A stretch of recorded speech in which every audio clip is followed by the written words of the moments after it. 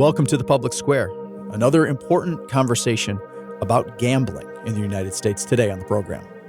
Oddly enough, we got the mainstream media backing us up. We're going to talk about a Washington Post article today in the broadcast, but before we get to that, we've got a clip from that iconic institution of American comedy, Saturday Night Live. The thrill of victory. The satisfaction of placing a bet and watching it hit big. The exhilaration of an upset only you saw coming. With betting apps right on your phone, it's easier than ever to turn your passion for sports into cold, hard cash. And with so many games to bet on, you almost can't lose. But there's a dark side as well. We all know a friend who struggles with online gambling. A friend who's on the verge of losing everything. His house, his family, his entire life. And now you can bet on exactly how he'll lose it all with Rock Bottom Kings. It's the only app that lets you take prop bets about how your degenerate gambler friend is finally going to hit rock bottom. Will it be goes double or nothing on a random WNBA game? Or bets his child's college fund on the coin toss?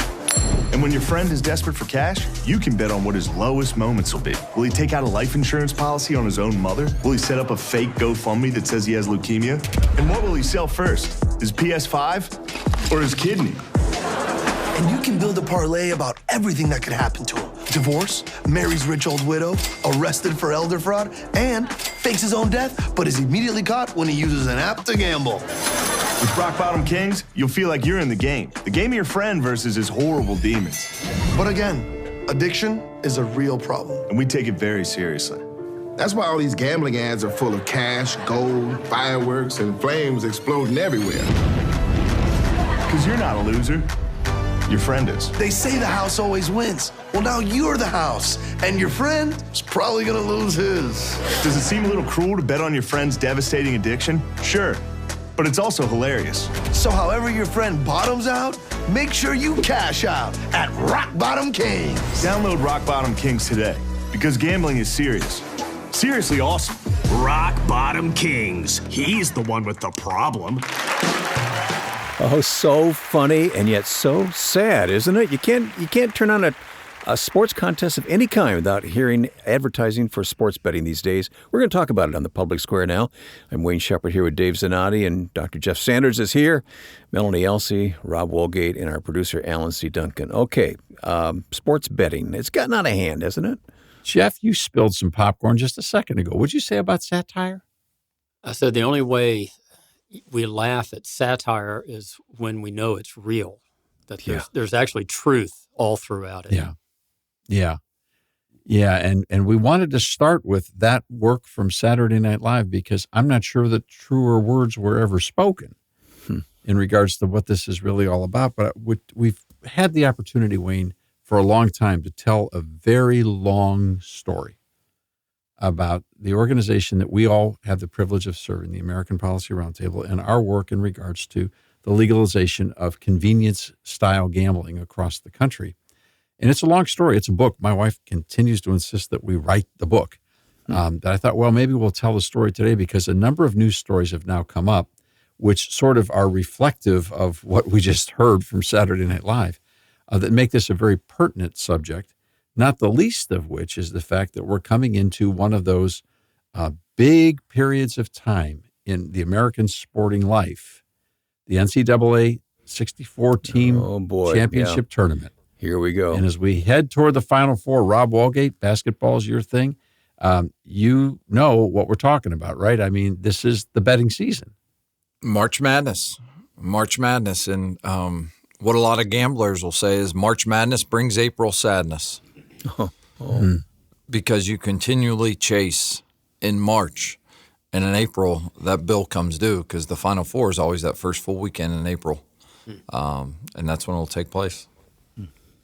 So let's go back the whole way to 1988. We got started as a policy organization in 1980, and by 1988 in the Midwest, we began to see a trend to try to crack the Midwest for convenience-styled multiple location gambling. And at that time in 1988, you just basically had Las Vegas and you had Atlantic City. And Atlantic City was in its infant stages of making all this happen. And so casino-style gambling was, in fact, a resort-style model. And the reason that it worked in Las Vegas, going the whole way back to 1939, is because when they started in Las Vegas, there was nothing there. The entire town was built to be a resort-style destination, and it was all the hub around gambling.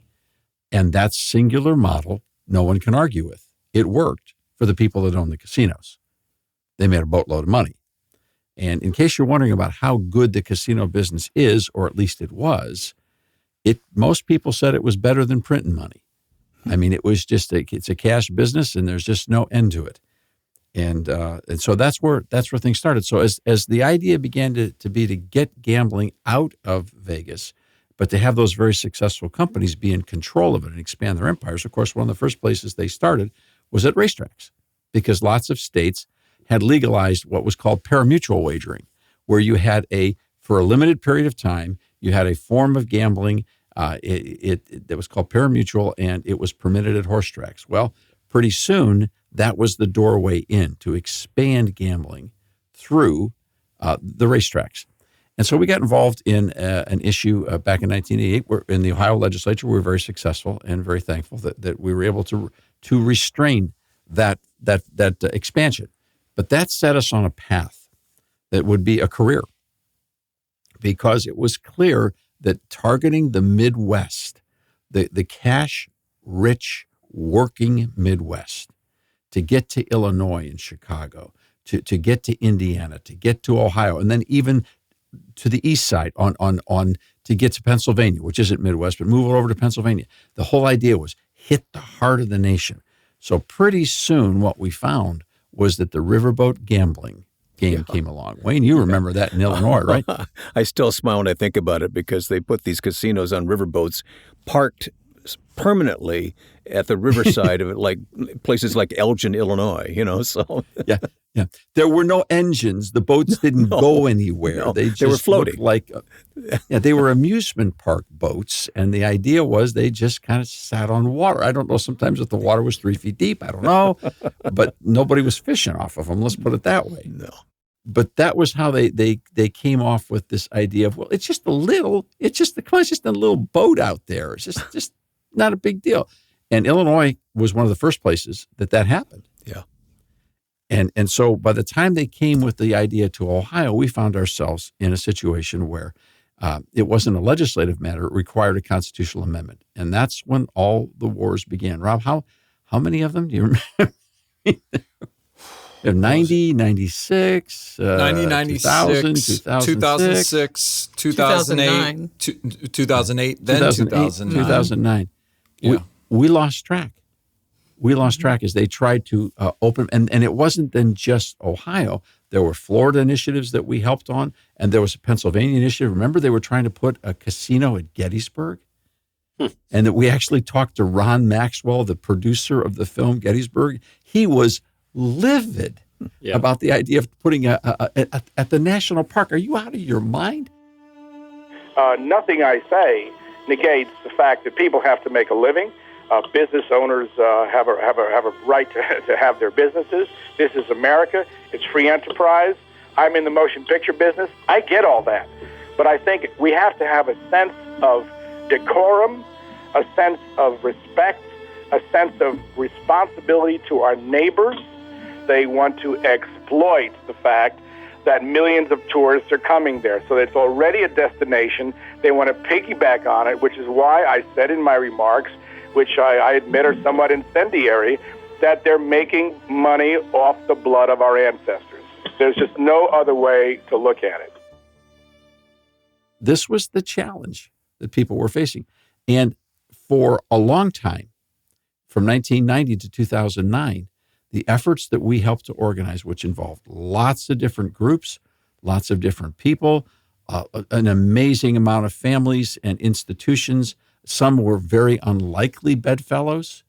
There was a point in time in which we got involved in a fight on the Ohio lottery that an amendment or something had been passed in the legislature that was technically illegal, and we joined arms with the teachers' unions to force the courts to tell the governor and the Republican legislature they had to put the money from the lottery back.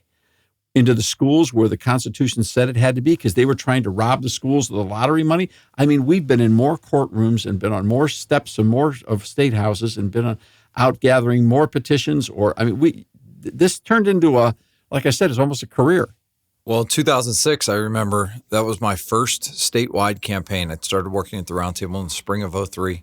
2006 was the Learn and Earn campaign. They were going to put slot machines in every racetrack, and that was going to help provide college scholarships to Ohio kids. So instead of parents saving to send their children to college, they could go gamble that money away, and their kids would get it back, or so they said. So that was the first year. I brought this up the other day to someone because we were talking about coffee, and that's when I started to drink coffee, was that first statewide campaign in 2006. That's where I learned that the caffeine could help on those late night drives across the state as we did forums and debates. And the other thing, though, I was remembering, and I thought of this yesterday as I traveled up I-71 from Cincinnati. Alan, I don't know if you remember or not, in 2008, do you remember you, Christian Klein, and I went to right outside Wilmington, Ohio, and we got chased by a gentleman in his pickup truck. Oh, yeah. We got chased because we were out looking at the land for the proposed casino site, and he wanted to know who we were, and we're getting chased off. Wayne, we have been chased out of casinos. We have been, because we were examining the lay of the land, what was going on, investigating, and we've been chased out of casinos. We've been at the polling places. I have to tell you, we have had people get punched. We've had people get spit upon. I mean, it has been and we've had death threats more than one occasion. We've had physical people that try to accost us at the end of debates, literally start fistfights in some pretty high up places. It's been a very difficult run, but we wanted to reflect on this because we've had sorry all to interrupt, these Dave, but I'm gonna have you say one more thing. I apologize for interrupting, but we've also been offered money to keep our mouth shut and stay out of this altogether. We've also been approached and said, hey, just leave it alone. Here's something to take care of the organization. Leave it alone. And that's something that I learned very quickly in working with the American Policy Roundtable that isn't up for debate or negotiation, and something we won't do. So all of this today is to focus on where we are now, which is to start with the sports gambling part, which we're going to get to in just a minute. We wanted to give you just a little bit of background on how long we've been at this. Yeah, this problem seems out of control. Let's talk about it on the Public Square here today. We're just getting started. You'll find us online at thepublicsquare.com. We will be right back for more on the Public Square. Introducing the latest program from the Public Square. Kids on the Square. We at Kids on the Square are dedicated to helping teach the next generation through topics like Bible stories, scientific marvels, and American history. We want to equip parents with fun and free educational resources to share the truth with their children. Won't you join us? New episodes are released monthly. You can listen wherever podcasts are available and visit kidsonthesquare.com to find out more. Thank you, and welcome to Kids on the Square.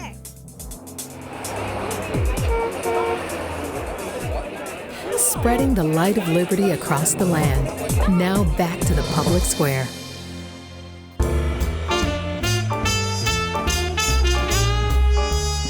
You know, the Public Square today, as we talk about gambling, this story hit me the other day in Chicago. The Chicago man called the Four Winds Casino in Michigan and claimed he was the chairperson of the tribe owning the casino and that he needed some cash right away. This is a phone call he made, and convinced them to gather $700,000 in cash and bring it to a gas station in Gary, Indiana, and deliver it to him. So the guy had some chutzpah, as they say, and but he got caught. So wait a minute, they delivered the money? Yeah, they gave him $700,000 at a gas station parking lot. Is that how most CEOs do business? Yes, most of them.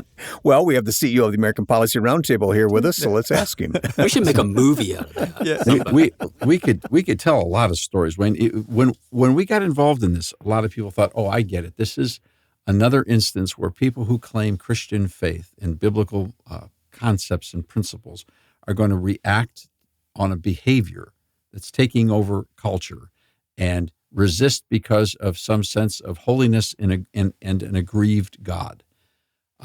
We have never presented this conversation from that perspective whatsoever, because you won't find a verse in the Bible that says thou shalt not gamble.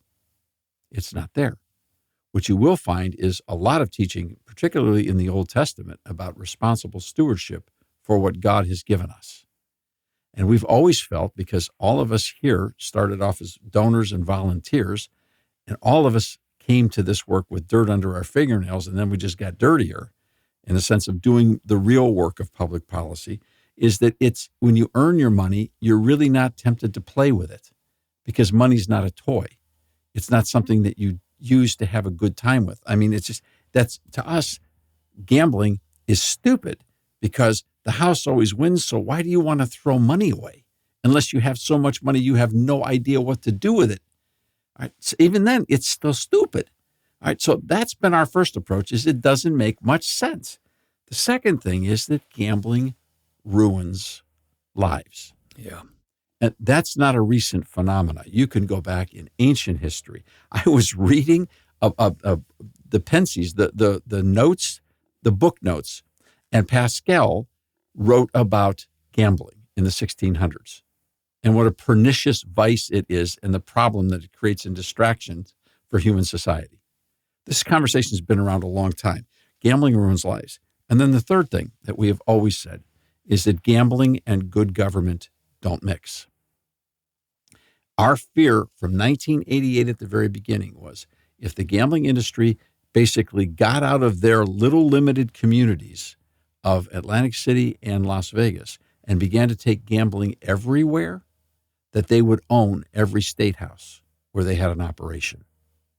And I can tell you, there's a bunch of people at the table right now that will tell you the states that have succumbed to legalized gambling. And I would tell you that that's Pennsylvania, that's Florida, that's Tennessee, that's Ohio, at differing levels have all seen a rise in political contributions and influence in their state houses. And some of these state houses are virtually owned by the gambling industry. Mm-hmm. They call the shots. So that sort of represents the why we've gotten involved. Now, there's a million war stories, but before we get to that, let's switch to the real subject.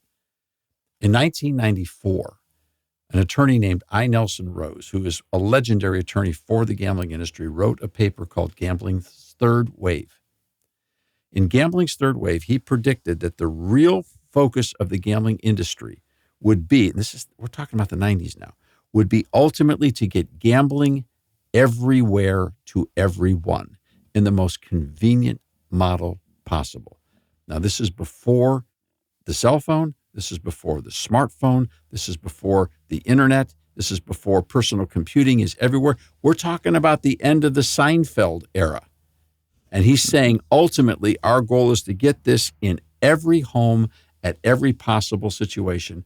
And today, because of sports gambling, we now have a casino or a sports book in every cell phone, in every pocket in America, if someone wants it to be there. Potentially there, right. Right. So Nelson Rose was right. Ultimately, that's where they wanted to go. Now, there's all kinds of ramifications to that. Like, for example, Rob, why would anyone who understands the business want to build a casino when you could put a casino in somebody's pocket and somebody else paid for it? That's correct. And when you look around the country, what you see happening in state capitals, where, as you mentioned, gambling interests and gambling lobbyists are the most powerful.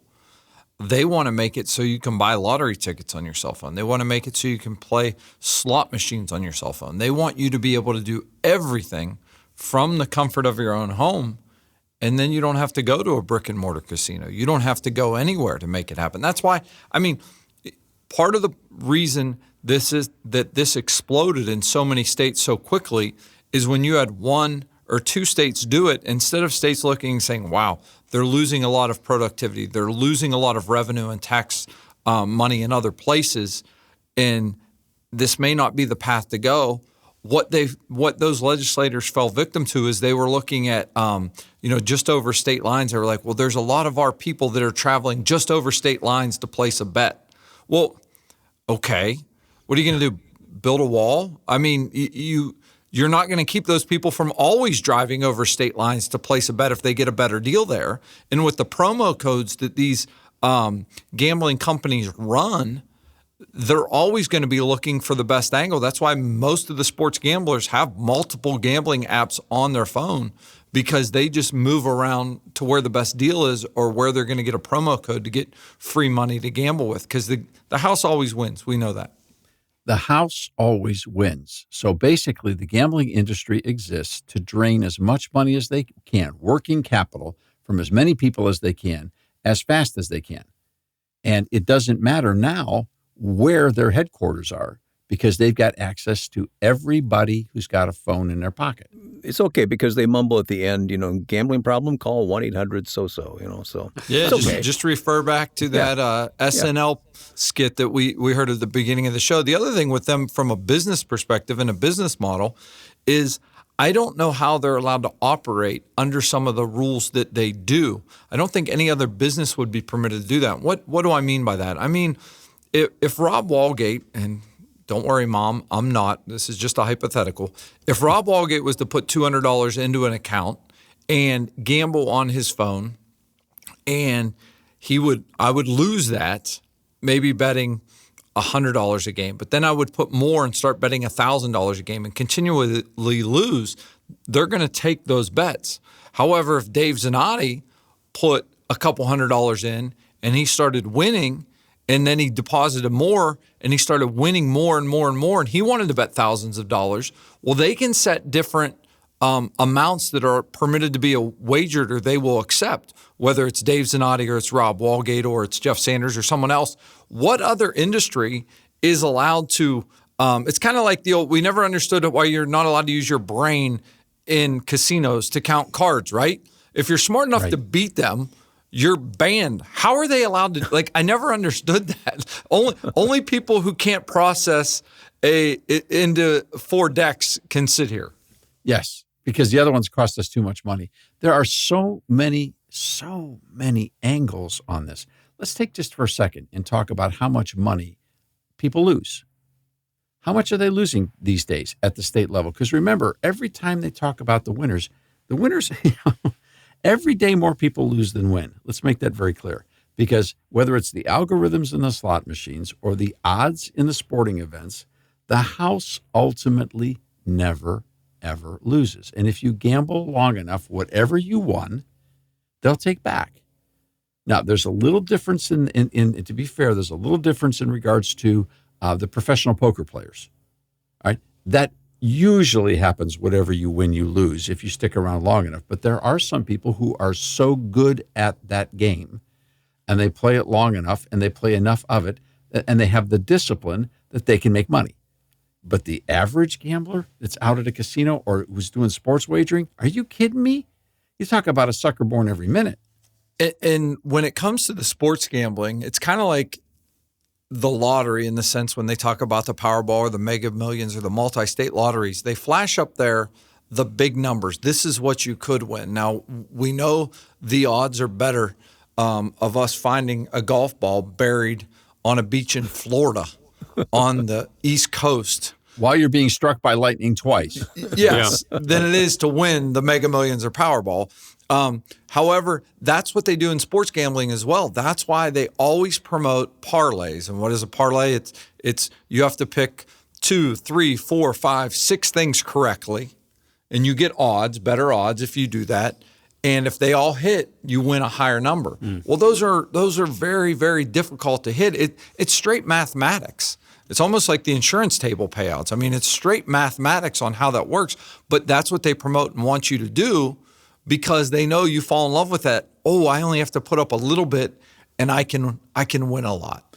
Well, for years, Wayne, we've been called the cosmic killjoys of entertainment because, in essence, people say, you just want to stop the party. You people are against everything that's fun and da. Recently, a major American mega media outlet, was it the New York Times or the Washington Post that did that article, Rob? Washington Post. Washington Post, of all people, WAPO, the Washington Post did an article basically saying it's time to cool it on sports gambling. That's sort of what they were saying. You got that right in front of you, Rob? I do. And they talk about in 2023, legal sports betting generated $10.92 billion in revenue. Billion. A 44.5% increase over 2022. Let's let that soak in while we take a break on the public square. Very important topic today. If you need to know more about the American Policy Roundtable, its history, and we've talked a little bit about that, you can always find us online at aproundtable.org. And of course, this program's website is thepublicsquare.com.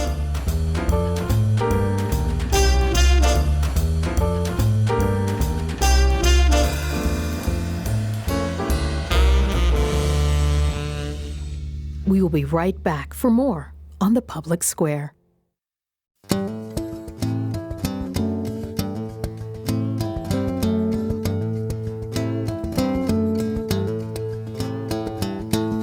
Back with you on the Public Square now, and Rob Walgate, we've been marinating in that $10 billion number you gave us a few moments ago. Any other numbers you can throw at us? Yeah, and nationally, that's revenue. That's the amount of money they collected. But I'm going to give you a different number. When we take a look at one state, when you take a look at the state of Ohio, in their first year of legalized sports gambling on your phone, there were $7.7 billion in the state wagered. So that's just the amount of money that was wagered, that people bet. That is over $875 per Ohioan over the age of 21. Now, we know that not every Ohioan over the age of 21 is betting $875 a year. So this is roughly, if you're generous, we'll be generous since it was their first year and say that one out of every 5 Ohioans over the age of 21 gambled on sports. So that would take that up to over $4,000 wagered per Ohio gambler over the age of 21. I mean what was that gross number again, Rob? In Ohio, $7.7 billion wagered. That's the handle. That's how much they gambled, and that's on sports betting. Wayne, $7.7 billion. That doesn't include casinos, racetracks, and the lottery. You wonder why people don't have money to buy new cars. You wonder why people need redemption on college loans, right? They need bailout on college loans. Yeah, this is Rob. How many times can you lose a dollar? One time. You lose. Yeah, you lose it. Lose it one time. And some people may say, "Well, that $7.7 billion, some of it they won back." They did, and then they immediately chased that money and went. They didn't take the money they won and go buy that new car. They didn't do what they were going to do. They immediately went back on their phone. They didn't leave their house, so they weren't eating in a restaurant, and gambled it some more. Well, that's the thing. At least other people are working at a casino. At least you have people cooking food. You have, perhaps hotels. Like there's at least, it's all still self-contained, but it's still someone works there. An app on your phone, that's just flowing to Silicon Valley or something. I don't know where it goes. Dave, this reminds me when we were probably the mid-2000s, we were dealing with the Indian gaming issue in Ohio. And I remember testifying at a local city council on the western side of the state. The Shawnee tribe was trying to establish tribal casinos. And I'll never forget a woman from that town testified on her recreational gambling habits, where she doesn't lose her house. And her testimony was as such: I go to Atlantic City every year. I know how much money I want to lose. It's my vacation money. I know I'm going to lose it. I go and I have fun and I come home. If you bring a tribal casino to my town, I will lose my house. Wow. So that reality for her has become reality for all of these Ohioans that are wagering $7.7 billion. It's the principle of accessibility. When it's more accessible, then you're more at risk of losing what you can't afford to lose. She could afford to lose $600 in Atlantic City. She couldn't afford to lose $40,000, and not be able to finish paying on her mortgage. Well, and we could tell these stories about the conglomerated billions, hundreds of billions of dollars a year that are now being washed out of our economy into the hands of the casino industry. Mm-hmm. And let's make no question about it. Those go into the industry. But there's a bunch of points here. Alan, was it you that was talking about the fact that at least there's jobs? Well, of course there's jobs, and there's physical properties, and there's utility bills, and there's taxes on the properties, which is why Nelson Rose from back in 1994 said they want to get the most convenient methods possible into the hands of the most people possible. And back then it went from a Vegas-style casino, well, we're going to have a really low-rent water boat that doesn't go anywhere, so we can put our slot machines on our tables there. Then we're going to modify it. We're going to put it into racetracks because they're already there, and see our costs are going down and our revenue's going up. And then now we're to the place where, because of the technology, they don't need any of that stuff. Now they've got the biggest cash cow known to man on your phone, whether it's casino-style gambling or sports wagering. Rob, take us back to more from that Washington Post article. There was one line that jumped at me. Well, there was many lines that jumped at me, Wayne, but this line, according to Charles O'Brien, a University of Pennsylvania psychiatrist specializing in gambling disorders, brain imaging studies strongly suggest gambling, quote, activates the reward system in much the same way that a drug does, end quote. Research indicates that nearly 6 million Americans struggle with a gambling disorder. And so the lawmakers, their logic on how to fix that is to put something at the tip of your fingers that can help with that disorder. Make it more accessible. Make it make sense. Please make it make sense. Isn't the fastest growing demographic for gambling addiction in the neighborhood of 18 to 28-year-olds? Probably younger than that. My wife is a high school teacher, and she talks all the time to them about, because and it's males, the young males in there, the athletic ones, the ones full of testosterone, are talking about the apps that they use that they can get on, whether they stole someone's ID or created a fake account and they're gambling online. And it concerns her, and she often talks and shares with them. She always says, I have someone near and dear to me that you need to meet and you need to talk to. And she tells them it's her husband. And what I did, they're same age, I did it all in an illegal manner, not the way that, it's illegal for these kids because they're not old enough to do it. So we still are permitted to say the word illegal on this show, I believe, so we will say the word illegal. In an illegal manner, they are doing it by accessing that, but they don't understand the dangers of it all and what they're diving into, and how that one or two bad decisions as a teenager could result in a lifetime of bad decisions. Rob, going back to that article, didn't the Washington Post also include in that article the notion that there's a very small percentage of people who actually are doing the sports wagering who are providing a huge amount of the revenue for the sports books? Yes, and that's one thing, Dave, that you taught me a long time ago to understand, and is that the small percentage that provides the greatest amount of revenue, the gambling industry could tell us that, could tell us who is spending the money there, how much each person is. We all have the reward system on our keychains, right, from the grocery stores and everything else. Well, the gambling industry was one of the first to do that. I mean, how many times have you heard people say, oh, yeah, when I go to Vegas, I get comped? I'm like, well, you don't think they give you that $800 a night room for free, do you? You really, do you understand that you're going to lose 3 times that to get that room for free? The article dives in. DraftKings and PointsBet, those are gambling company apps, employ VIP hosts who develop personal relationships with bettors and give out thousands of dollars of credits. Mind you, in many states, those credits are not taxable. So the state is not getting taxable income from those credits when people bet those, to help customers get going again after a losing streak. So there they are. They know you have an issue. They know you've lost a lot. They're coming at you. So nice of them. As the Wall Street Journal recently reported, VIP customers at PointsBet were 0.5% of the overall user base, but the source of 70% of company revenue during a recent 2-year interval. 0.5 gets you to 70%? That blows that 80-20 rule out of the water. Yeah. Wow. A 0.5% gives you 70% of the revenue. Wow. Such sobering numbers, Rob. Let's take a break, come back and dissect it. Jeff, I know you've been sitting on a question as well. We'll get to that coming up on The Public Square.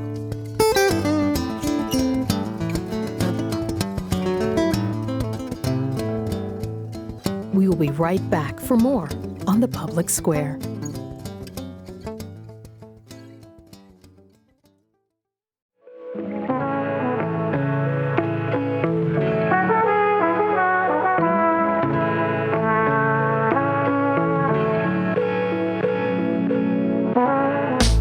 Back with you on the Public Square. And Rob, it seems like every time we go to a break, you leave us with something to think about, and then we have to wait for the whole break to come back and talk about it. So let's talk about those numbers you just gave us.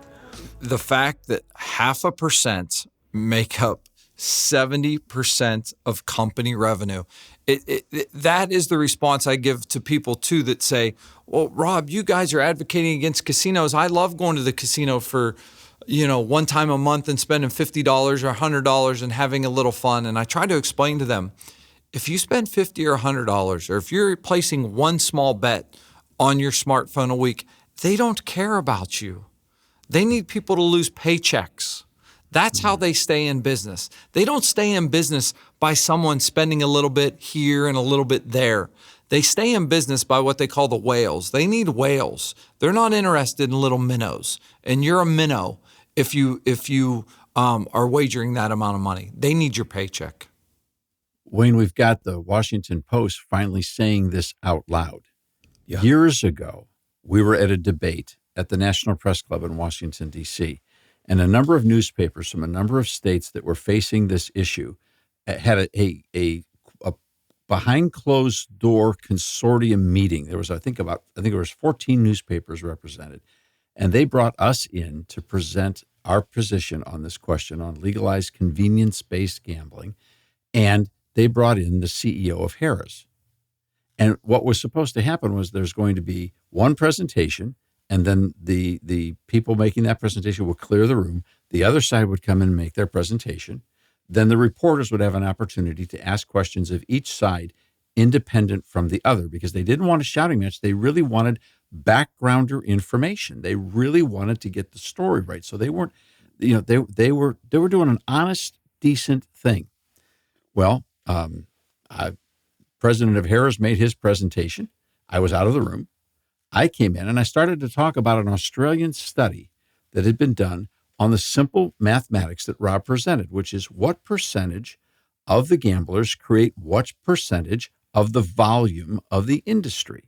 Now, the Australian study showed that it was a fractional number of gamblers who were creating a huge amount of wealth for the industry. And of course, then those fractions would go bankrupt and they'd have to get new ones. So they were always looking for the whales, or at least the big minnows, all right, to feed somebody. So this was what this was all about. So I got up and I cited this study and did my presentation. The president of Harrah's wouldn't leave. He stayed, and no one had the courage to tell the president of Harrah's, get out of the room and honor your word. He sat there the whole time. I said, about halfway through, I noticed that you haven't left, which is fine, because I'd be thrilled to have a conversation with you in front of all these people. Right? And so then he started giving me some smack. And so then finally I looked at him, I said, sir, let me ask you something. What percentage of the players in your facility create what percent of your annual volume every year? And I waited. And he got stone cold silent. And he said, I can't answer that question. I said, excuse me, you can't answer that question, or you won't answer that question. Yeah, right, yeah. All right. And the whole room, they had to break it up, because from there it went really nuts from that point forward. Okay. But he wouldn't answer the question because, like Rob said, grocery stores have known for generations, and the casinos with those players' cards, they know exactly what's going on. They just don't want you to know. You're such a fun guy to have in meetings, Dave. I just love to go to meetings with you. Yeah, you and I got you thrown out of a couple of meetings in our lifetime, too. Seems to be a regular thing that happens. Now, you wanted to ask the question, Wayne, about government and this percentage. Here's where things get really ugly. We know that gambling addictions are on the rise, categorically. Rob, when we started in this work, the standard accepted industry number on gambling addiction was about 5%. Trending up. About 5% of adults addicted gamblers. Now, that number, to be honest right now, with all the other things going on, I think it's almost impossible to quantify. We don't know whether it's gotten to 7%. The sports wagering thing has taken everything off the books. We won't know for years. But is there anything even remotely standing in the way of it getting to 10%? The more accessibility. I mean, look, you got kids doing this stuff now. Mm-hmm. No, when they have VIPs that are calling you, or hosts that are calling VIPs that when you've lost and you haven't placed a bet in a while. I mean, even in the state of Ohio, I know the Ohio Lottery sends mailers to your home offering free tickets, and that's their promo and marketing things. And we've said for years, Dave, we would love to see data on the amounts spent per zip code. You know, the amount of lottery dollars, where they're spent in each zip code per capita to the income in those zip codes. And what happens is they prey on the least of these, and it's unfortunate. Look, Wayne, you asked a question again about government. Look at how slick the gambling industry is. They are going to automatically cut the government in at the start, put them at the table. Yeah. So that they're going to throw an automatic contribution into the legislative fund every year that will addict the lawmakers to having that money to spend on projects that they want to spend without having to raise taxes. The gambling industry is brilliant. So now you've got legislatures all over the place addicted. Then you've got legal political contributions that can be made by all of these businesses and industries. And now what we find is that they're some of the biggest, most powerful agencies in the state. Then why are my taxes going up every year? Yeah. And that doesn't even include the role of government when it comes to tribal gaming. And, you know, you have different classes of gambling. You have class 1, class 2, class 3. Class 1's tribal for tribal purposes. Class 2 is bingo and pull tabs. And then class 3 is everything else. Well, everything else is now including the sports gambling and the online gambling. And new regs are going into effect this month for IGRA on the question of the online gambling to clarify some things there. Here's a scary thought. Everyone around the table knows exactly what IGRA is, the Indian Gaming and Regulatory Act, passed in 1988 under the Reagan administration. Find 6 people in the same room who know what that means. Jeff, we shut you out, man, for 20 minutes. You've been so patient, Jeff. Well, that's okay. I am ignorant on a lot of this. It just has not been a part of my life. Yeah. I had other vices, believe me. Okay.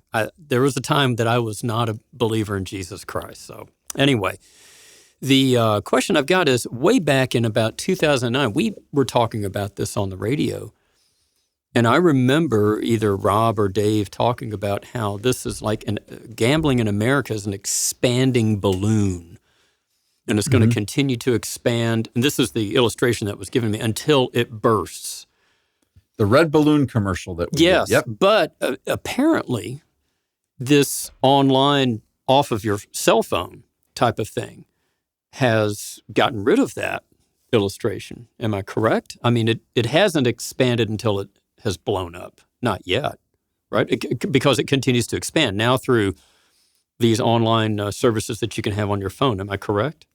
I think the expansion that'll take place is going to blow up because people are going to run out of money, and there's going to be so much destruction. I, to this day, still get phone calls from folks all around the country who have known me, known what I went through in the gambling world. And, you know, I took one, it was a tough one about 4 months ago from a family I dearly love. They love me, and their son in his mid-20s can't put the phone down and stop gambling on athletics. And, you know, he's cash advanced every credit card he has. He's in debt. And that's the thing about the gambling addiction is the gambling addiction isn't like drugs and alcohol. If someone does a couple $100 worth of drugs or alcohol, you notice right away. You kind of like, look, this person had gambled away tens of thousands of dollars and no one knew there was a problem because you have access to credit. Maybe you stole it. Maybe you have a home equity line. And you're always going to win and get it back. And that's why the movie you think, right? That's what's in your mind. Yes, yeah. I'm joking. I'm joking. Yeah. Obviously, you don't win and get it back. That's why I don't like the movie Rounders, because at the end of Rounders, Matt Damon wins the money to pay the professor back the tens of thousands of dollars. That's not real life. He would lose the money he took.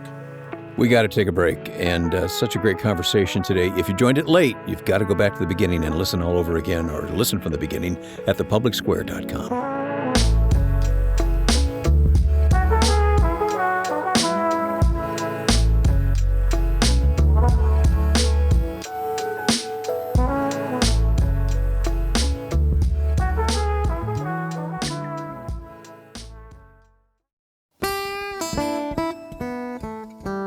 Glad to have you with us on the Public Square today.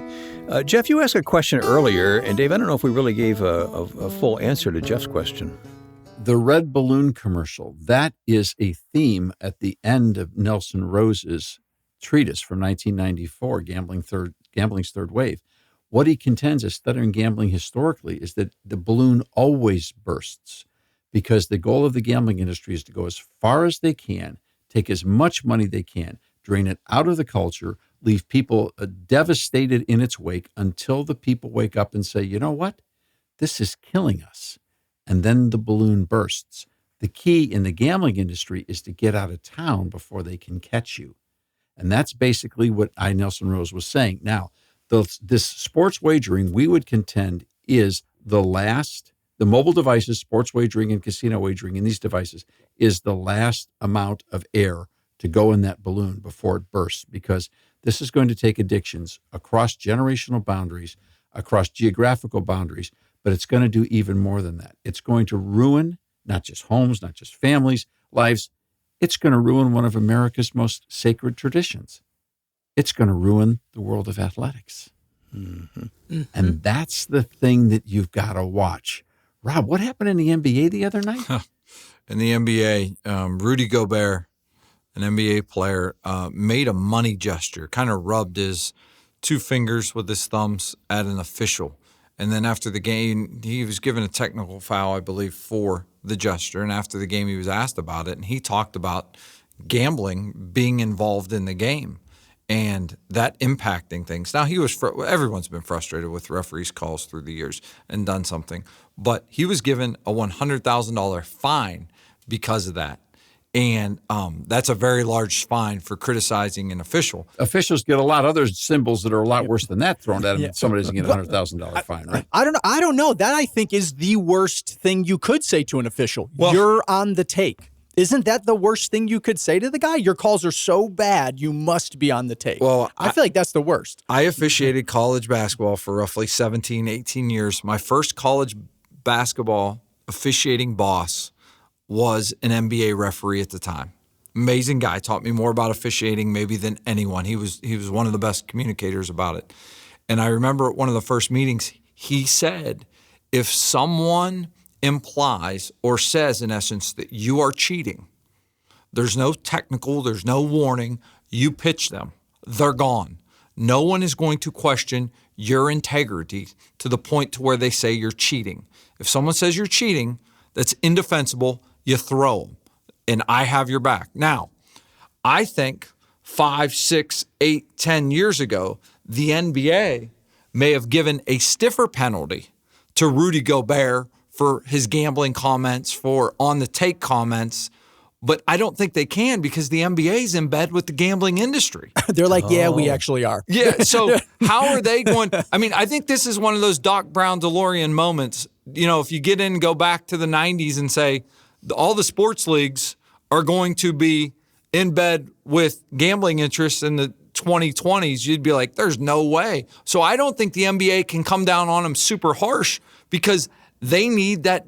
They can't. They would have 5, 10 years ago. I truly believe now, after talking with Alan this morning, I'm like, you know what? If someone would have been accused of being on the take then, they would have dropped the hammer. But they can't now because they're guilty of it. How many times when you're watching a game, I don't care which of the leagues we're talking about, how many times when you watch a game and there's officiating involved, does somebody say, it's fixed? It's fixed. Yeah. Oh, yeah. It's fixed, right? I don't care whether you're watching NASCAR, or you're watching football, baseball, hockey. But the only thing that doesn't quite yet get there is golf. But the PGA's in bed with the sports books as well. Oh, of course, yeah. Well, let's talk about that. So the PGA is. So why not go to a golf tournament and you can place a bet on whether or not Melanie Elsie hits the green on this par 3 coming up. So if I'm in the audience and I bet $500 she doesn't hit the green on the par 3, on her takeaway when she starts her swing, why don't I just yell in her backswing? I can impact it. Golf, you can do like no other. The other thing, I've talked to college basketball officials. The amount of scrutiny they are under from fans, from administrators, from everything in games now is unlike any other because the audience is all wagering on them. The audience is betting on the game. What have we wrought? it may be a 15-point game that no one cared about, but the line's 16.5. So guess what? There's a lot of people that do care about it. Scott Van Pelt on ESPN, I think he's one of the best sports broadcasters, the best in entertainment. He does a segment all the time called Bad Beats, where in the gambling world, you lose on like the last second or the last couple minutes on something that should have never happened in the world of sports. And listen, bad beats they're real and they're bad, and it makes people sick to watch. And he's made a segment out of it for years, and it shows the people's misery, like whether they're in the arena or, it just is one of those things that's happening. But everyone knows the line as well. Everyone at the games, they know the line nowadays as well. By the way, Melanie, I hope you don't put up with Rob yelling at you in your backswing. Ever. Don't ever put up with that, okay? He would lose that bet. We've got a couple of minutes left. What is my role in all this? I don't use these apps. I don't go to the casino. What's my role in all this?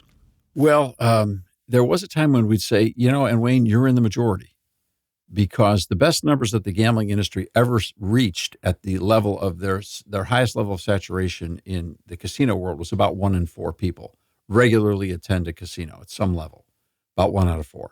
So 75% of the people didn't. The lottery gets played by a little better than half the people, according to most of the statistical research we've looked at.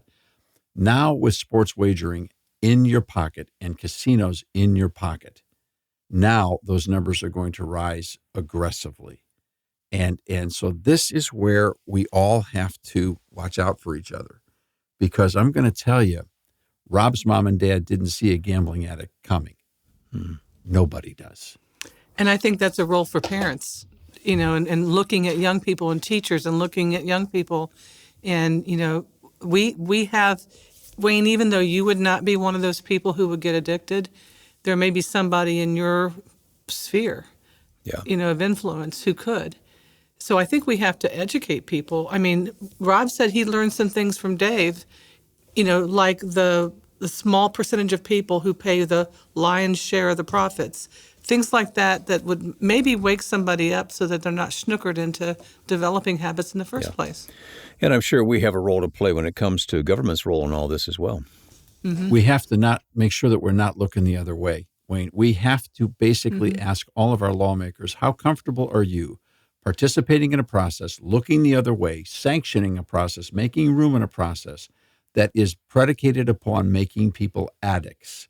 And you as a state lawmaker have made me as a citizen a partner in that, whether I wanted to be or not. Now, so being aware of what's going on and being willing to speak up is a big part of it. But I'll tell you where this ultimately is going to go. It's going to go into the arena of liability. And this is where the gambling industry is most vulnerable. They know it and they won't talk about it out loud. What we need is for some of these big Christian legal organizations to understand that setting captives free doesn't just mean religious liberty. What we need to do is to begin to develop litigation against addictive substances, even if those substances are called lotteries and sports wagering. And we need to hold these companies accountable for the inevitable reality that they are creating addicts, and they know it. And let's let the courts and the juries fight this out. It's not just a matter of civil liberty, I can do whatever I want, because we know that there's a percentage of people that can't handle it, and those are the people that the gambling industry wants to do it. And in some cases, the government, if we're talking about state lotteries. We need to hold people accountable, and that means we need good lawyers to take this industry on to set people free.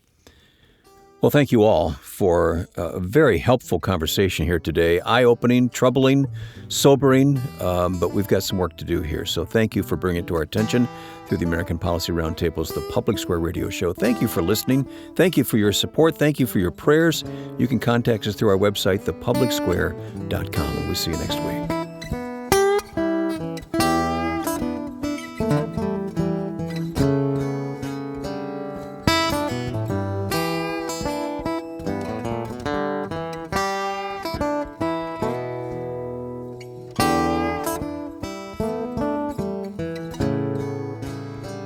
The Public Square is a broadcast service of the American Policy Roundtable.